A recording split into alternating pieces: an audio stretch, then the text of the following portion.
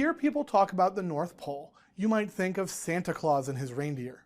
For most of us, the pole is so far away and so difficult to get to that we can only think of it as this magical, mystical place.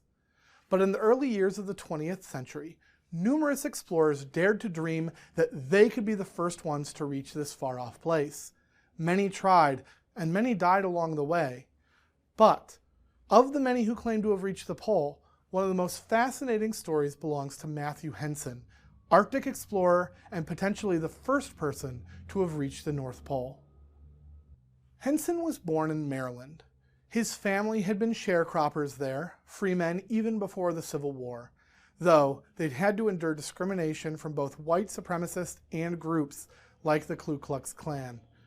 Both of his parents died while he was still a child, so young Matthew went to live with his uncle in Washington, D.C. There, Henson attended a ceremony to honor Abraham Lincoln, headlined by legendary speaker Frederick Douglass. Now, Douglass had been born a slave and had been one of the most powerful voices in American politics both before and after the Civil War. Douglass spoke of the importance of standing up against bigotry and injustice, and Henson was inspired. At the age of only 12 years old, he got a job as a cabin boy on a merchant ship, a job that would take him across the world. After visiting China, Japan, and numerous ports in Africa, Henson was more well-traveled than most, and still he dreamed of more. In 1887, Henson was back in Washington, D.C. There, he met a man named Robert Peary, a naval commander and explorer. Peary was hoping to take a survey expedition down to Nicaragua, and he needed a crew of well-traveled men.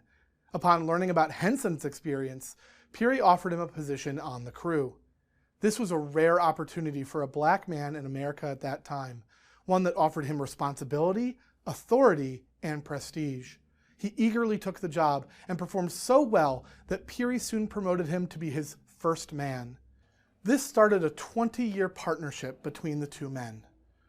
Peary was well respected and had soon set his eyes on the North Pole, but such expeditions were dangerous and expensive. Luckily, Peary's reputation helped him secure the funds. Henson, meanwhile, began learning Inuit languages and how to manage dog sleds. Along with large teams of men, the two made numerous runs at the North Pole. Their most exciting expedition was their 8th and final attempt, which began in the later months of 1908. Now you see, the trouble with reaching the North Pole is not just the temperature, though the temperature is a big problem. However, the larger issue is the difficulty of moving supplies. There are no roads or trails, and without oil for heating food, it will quickly freeze, making it impossible to eat. Furthermore, at a certain point, compasses and traditional navigation become impossible to use, and one must use the stars to calculate your location. But these obstacles did not deter Peary and Henson. They developed a method of leaving caches of supplies as strategic points along the way. This made early progress more difficult, but it meant that there would be food and fuel waiting for them on the return journey. They didn't need to drag their supplies all the way to the pole and back. Still, conditions in the Arctic made progress difficult. Peary's toes soon became frozen and he couldn't walk by himself. He needed sled dogs to carry him forward.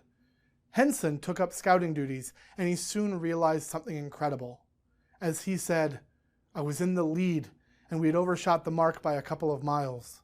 We went back then and I could see that my footprints were the first at the spot." Checking his calculations again, Henson realized that he had been the first person to reach the North Pole. He and the team planted an American flag and took a picture of themselves at the mark. Now you might expect this to be celebrated upon their return. Well, it was a bit more complicated than that. First, there were others who had claimed to reach the North Pole already. However, there were reasons to doubt each of those claims, including strong evidence that one of those early explorers had lied about numerous previous expeditions. Also, while many praised Peary and Henson for their accomplishment, some people doubted their story. It was difficult to prove that they had actually reached the pole.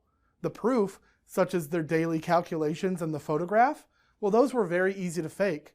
After all, no one else had been to the North Pole, so no one knew what it looked like. Eventually, the National Geographic Society credited Peary and Henson with being the ones to reach the pole. Henson would write a memoir about his experience and was soon admitted into the prestigious Explorers Club in New York City. By the time he died in 1955, Henson had been honored at the White House and accepted into some of the most exclusive clubs in the country. To this day, few can claim to be as widely traveled and done so many remarkable things. So the next time that you talk about the North Pole, I encourage you to think about the deep footprints that Matthew Henson left behind.